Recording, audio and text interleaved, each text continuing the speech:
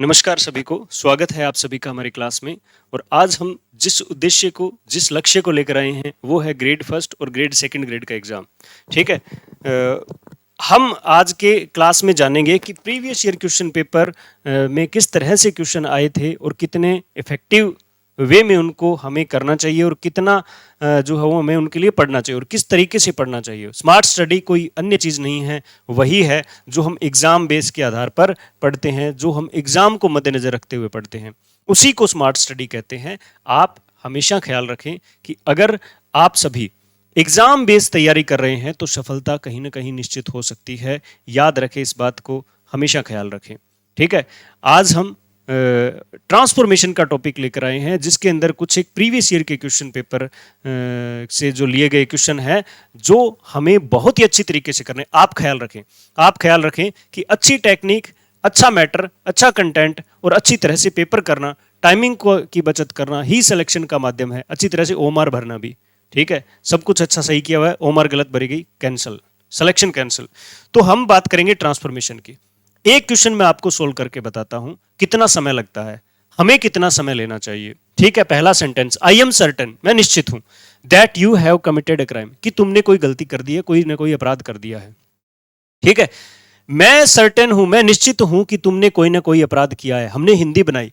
अब ब्रैकेट में ऐसे आएगा कि कंपाउंड सेंटेंस में इसको क्या करना है, ट्रांसफॉर्म करना है। ये एक ऐसा सेंटेंस है जो क्या है, कॉम्प्लेक्स है। अब ध्यान से देखें, हमें पता कैसे चलेगा कि ये कॉम्प्लेक्स सेंटेंस है। ध्यान से सुने।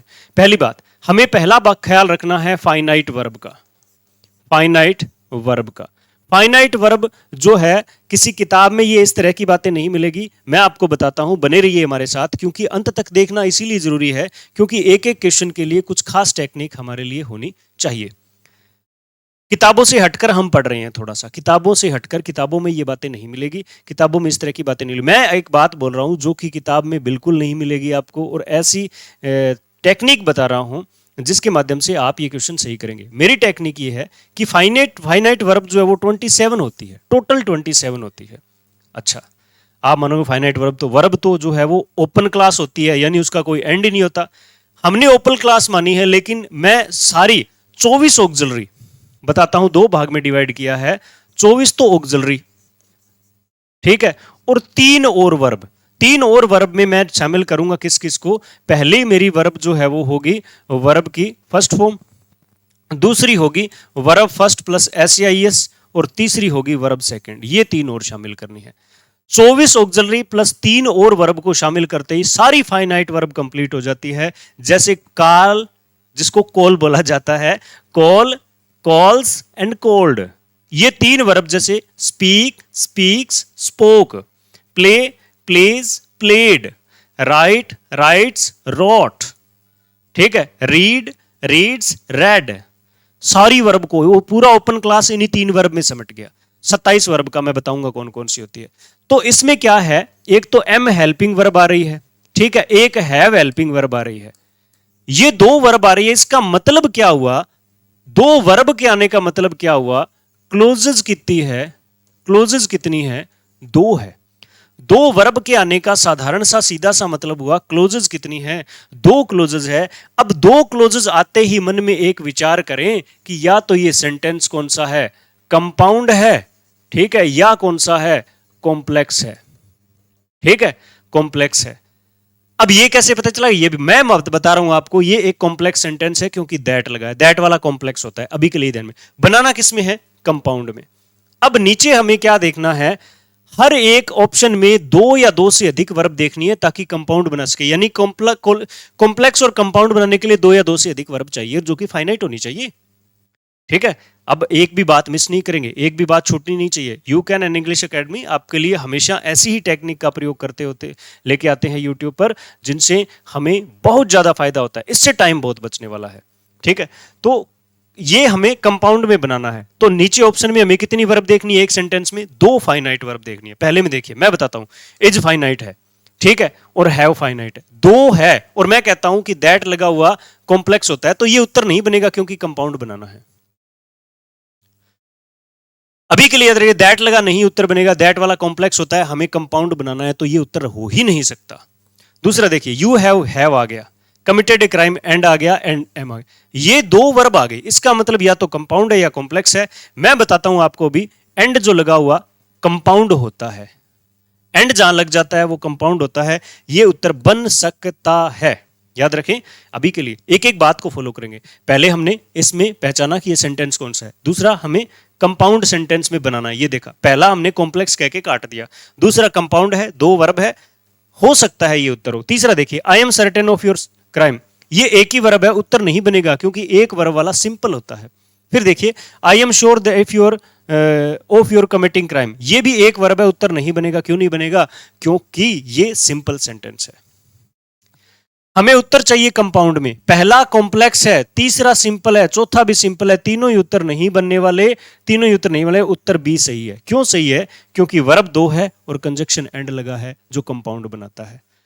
अब हम इन्हीं दो बातों पर फोकस करना है। मैं यहां पर स्टार करके दो बातें लिख रहा हूं, दो बातें मैंने लिखी। पहली बात है फाइनाइट वर्ब और दूसरा है कंजंक्शन। ठीक है, दूसरा है कंजंक्शन।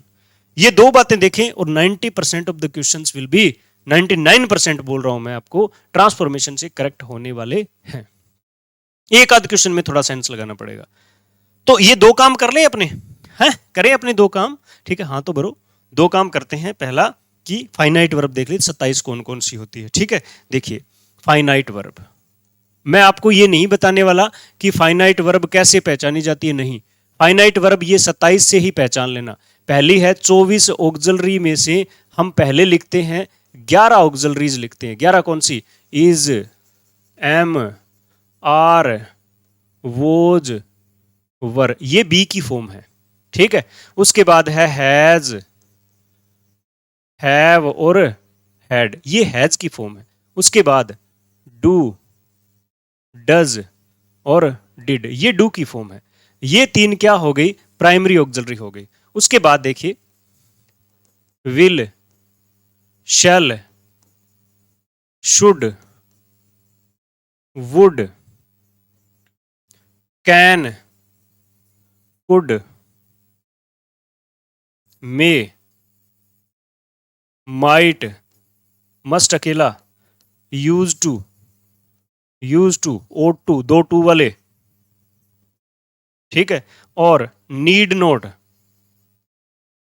और डेयर नॉट। ये सारी वर्ब जो है, ये वाली सारी वर्ब है, वो कौन सी होती है? ये वाली सारी वर्ब कौन सी होती है? सेकेंडरी ऑक्सिलरी, यानी कितनी? 13 ये होती है। 13 और 11 24 हो गई। अब यहां पर मैं 3 लिख रहा हूं। स्पीक, मैं ऑफलाइन क्लास में भी ऐसे ही बताता होता हूं, स्पीक्स, स्पोक। अब ये तीन वर्ब सारी वर्ब को कंप्लीट जो है कवर करती है, सारे ओपन क्लास को। वर्ब जो है वो वर्ब जो है, मेन वर्ब जो है ओपन क्लास है, उसको सारे को कवर कर रही है। मैं यहां पर अगर लिखूं मैंने टीच करना है तो टीच, टीचेज एंड टॉट, यानी वर्ब की फर्स्ट फॉर्म प्लूरल, वर्ब की फर्स्ट फॉर्म प्लूरल, वर्ब की फर्स्ट फॉर्म सिंगुलर और वर्ब की सेकंड फॉर्म, ये सारी फाइनाइट होती है। ये हुआ। अब दूसरा काम करना है कंजक्शन वाला,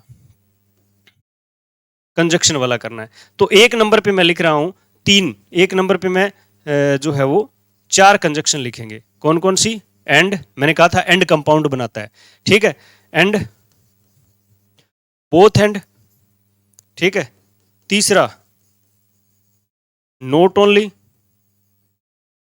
बट ऑल्सो और एज वेल एज।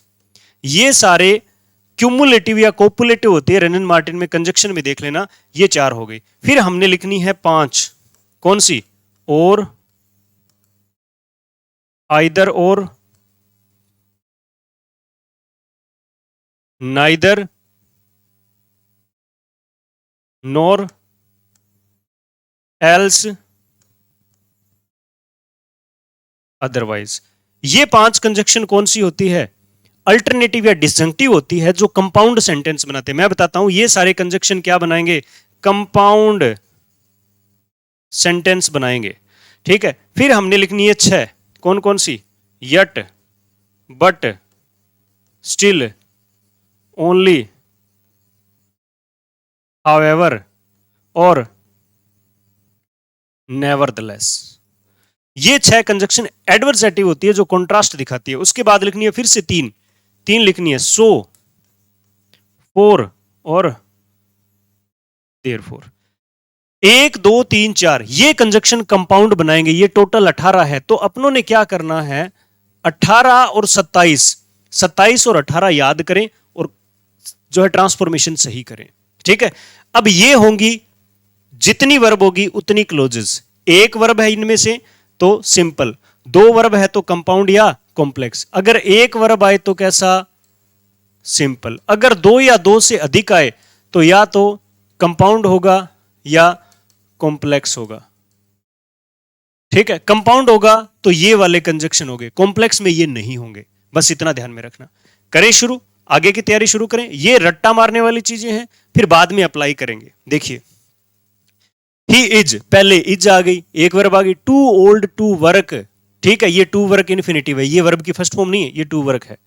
ठीक है, ये फाइनाइट नहीं है, टू वर्क इकट्ठा आया है। ठीक है, ये फाइनाइट नहीं है, नॉन फाइनाइट है। ये वर्क वर्ब की फर्स्ट फॉर्म तो है लेकिन टू के साथ अटैच है, इसलिए नहीं है। ये ध्यान में रखिए, टू प्लस वर्ब की फर्स्ट फॉर्म को नहीं काउंट करना इसमें।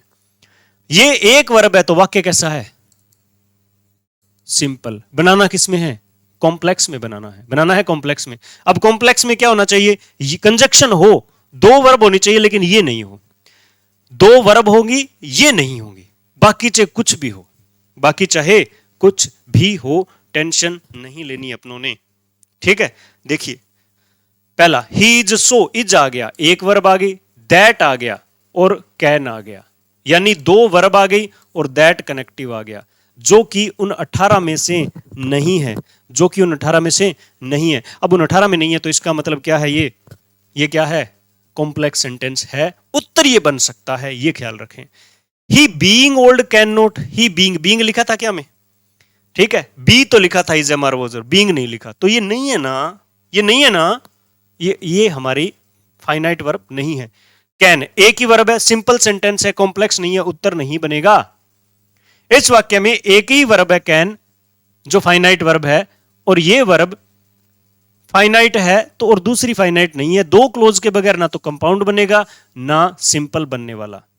तीसरा देखिए, ही इज, एक वर्ब आ गई, very old can not work. He is very old can not work, इसमें वर्ब दो है, कंपाउंड कॉम्प्लेक्स बन सकता है लेकिन कंजक्शन नहीं है, ये भी उत्तर नहीं बनेगा, ये भी उत्तर नहीं बनेगा। He is old enough to walk, इसमें एक ही वर्ब है, सिंपल है, उत्तर नहीं बनेगा। ये किसके माध्यम से पहचाना, दो फाइनाइट वर्ब है तो कॉम्प्लेक्स कंपाउंड है, और दैट है कनेक्टिव, यानी उन 18 में नहीं है तो कॉम्प्लेक्स है। उत्तर हमारा गया सही। टेक्निक देखिए, इसी टेक्निक को फॉलो करिए, प्रश्न बहुत ज्यादा सही नहीं। क्यों क्यों हमारा टाइम बचता है, क्यों हमारा टाइम बचता है। मैं आपको एक क्वेश्चन बताता हूं और टाइमिंग काउंट करना कितना समय लगता है। ठीक है, मेक हैस, और मेरे को पता चला ये कंपाउंड है, सिंपल में बनाना है, मैंने एक वर्ब वाला उत्तर देखनी है। ठीक है, इसमें एक वर्ब, ठीक है, टू अवॉइड बीइंग लेट, हो सकता है एक ही वर्ब है। इफ यू डू और यू विल, दो वर्ब, उत्तर नहीं बनेगा क्योंकि दो वर्ब वाला कंपाउंड कॉम्प्लेक्स बनता है। इफ यू मेक, वर्ब की फर्स्ट फॉर्म, और विल, दो वर्ब, उत्तर नहीं बनेगा क्योंकि दो वर्ब वाला कंपाउंड कॉम्प्लेक्स होता है, सिंपल नहीं होता। मेक एक वर्ब, इफ यू डोंट, दो वर्ब, उत्तर नहीं बनेगा। ये लीजिए उत्तर। कितना समय लगा हमें, अब मैं आपको बता रहा हूं तो समय लग रहा है, अदरवाइज उत्तर नहीं लगे। देखिए जरा ये क्यों गलत है, क्योंकि इफ कनेक्टिव होता है, इफ कनेक्टिव होता है, ठीक है, और इफ कनेक्टिव होता है जो कॉम्प्लेक्स बनाता है, कंपाउंड भी नहीं बनाता। कंपाउंड ये है, सिंपल बनाना है, कॉम्प्लेक्स ये तीन है। सिंपल बनाना है तो एक वर्ब वाला उत्तर हमें देखना है। याद रखें, इसी टेक्निक के, इसी तरह की टेक्निक के माध्यम से हम बहुत अच्छी तैयारी कर सकते हैं। बने रहिए, जुड़े रहिए, शेयर करिए, सब्सक्राइब करिए और अच्छे से तैयारी करिए। और सिलेक्शन के वक्त यूट्यूब चैनल पे लिख देना सर आई एम सेलेक्टेड। ठीक है, अच्छे से तैयारी करने का ये माध्यम होता है। आप इसी तरह की बेहतरीन जानकारी के लिए, इसी तरह की बेहतरीन टेक्निक के लिए you can and English academy join कर सकते हैं। टेलीग्राम ज्वाइन करिए, टेस्ट सीरीज का हिस्सा बनिए। टेस्ट सीरीज एग्जाम बेस्ड, इसी तरह की जो एग्जाम बेस्ड टेस्ट सीरीज चल रही है, जिसका हिस्सा बन सकते हो। Classes full of knowledge, full of study, यानी हम Wren and Martin, Thomson Martinet and F T. Wood completely एक टॉपिक पढ़ा रहे हैं। जो टॉपिक जहां से अच्छा है वो टॉपिक कंप्लीटली चल रहा है। पढ़िए, सफल होइए और मैसेज करना न भूलिए, शेयर करना न भूलिए, सब्सक्राइब करना न भूलिए और ज्वाइन करना भी अगर जरूरत पड़े तो जरूरी हो जाना चाहिए। धन्यवाद।